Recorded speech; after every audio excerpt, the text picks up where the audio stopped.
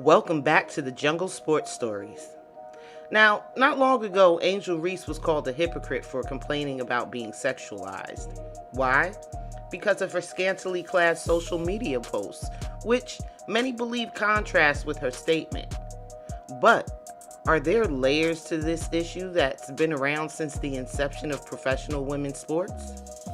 I mean, this isn't the first time basketball and sexualization have intersected for professional women athletes, and it certainly won't be the last. But we wouldn't be human if we didn't look for someone or something to blame. So, is it the media, the league, or the players' fault? Let's start by looking at the WNBA's predecessor and how sexualization played a role in the making of the WBL. The late 1970s and early 1980s were definitely different times. Janie Fincher of the Chicago Hustle was often objectified by the media. A Parade article written by Michael Davis in January of 1981 described Janie as looking more like a professional cheerleader than a professional basketball player. Witness the honey blonde hair, the eyes of jade, the supple body that's enough to make a grown man howl in the moonlight. Now, if a sports writer used this language today to describe anyone, he wouldn't have a job. Another sports writer at a New Orleans Pride game was overheard saying, "I'll tell you how to make money with this franchise. You round up Dallas Cowboy cheerleader rejects and put them on the court. You'd pack the place every game and it wouldn't matter if you lost 180-0. But the media was not alone in its thinking. The league wanted to fill the stands and snag a national media deal that would broadcast the games into American living rooms. And the times being what they were, the owners, managers, and coaches knew the only way this would happen is if the American public saw the athletes as feminine. So in walks Molly Bolin. She often heard that she was too beautiful to be a basketball player, and that's exactly why so many teams clamored to sign her. Sure, she was a lethal scorer who scored 55 points in a WBL game, the league's highest, and she holds the record for the highest single-season scoring average with 32.8 points. See, America wasn't as progressive when it came to gender equality as countries like France and Denmark. Inga Neeson of the Chicago Hustle noticed this when she came to play in the States. Having played in both France and Denmark, she immediately saw that athletics wasn't considered a feminine thing to do over here. This American mindset even affected which players were chosen for the squad. Karen Logan of the Chicago Hustle recruited players based on their looks. She was quoted as saying, "We will not hire one girl on our team who looks masculine. The only way society will accept our team or league in general is for us to show that it's a normal thing to do." As you can see, there were some women who believed the sexual angle had to be pushed in order to get eyes on the game. The league ran a story about Jane Ellen Cook of the California Dreams, hoping her girl next door looks would get men to the game, even if it's, quote, just because they want to watch the players jiggle, end quote. This is what was published in the Tribune. And many of the players hopped on board because their mindset was to do whatever it takes to bring attention to the WBL.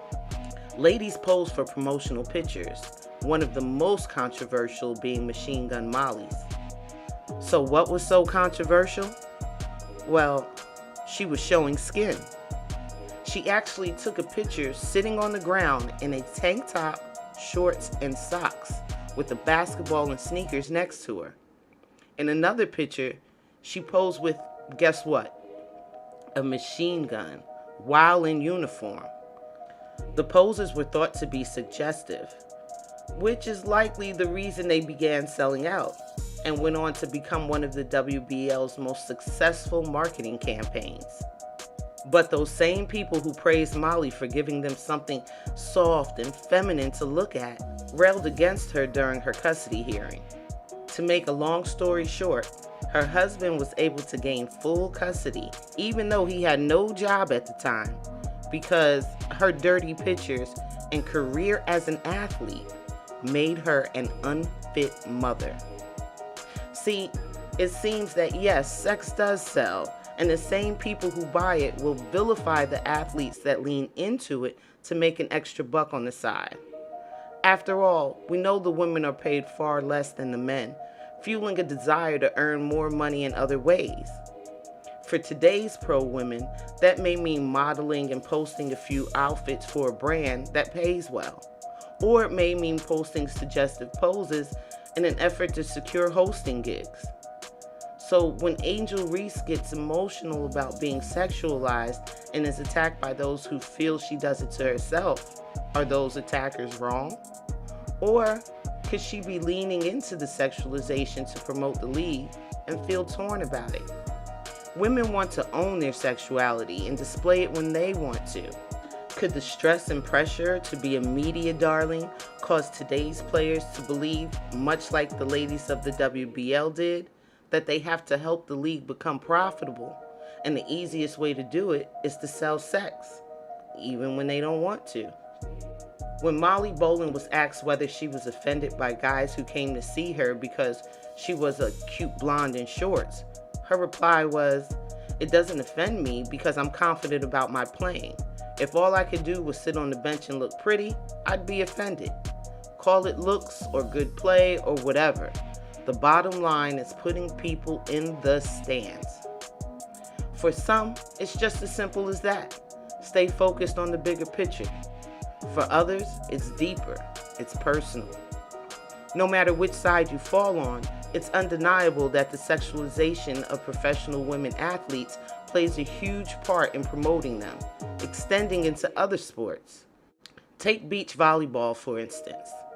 The Norwegian team were tired of wearing skimpy bikini bottoms, and in 2021, they requested shorts instead. Well, their request was denied. They found it ridiculous, wore shorts anyway, and were threatened with fines. Why? Because ratings. Why else?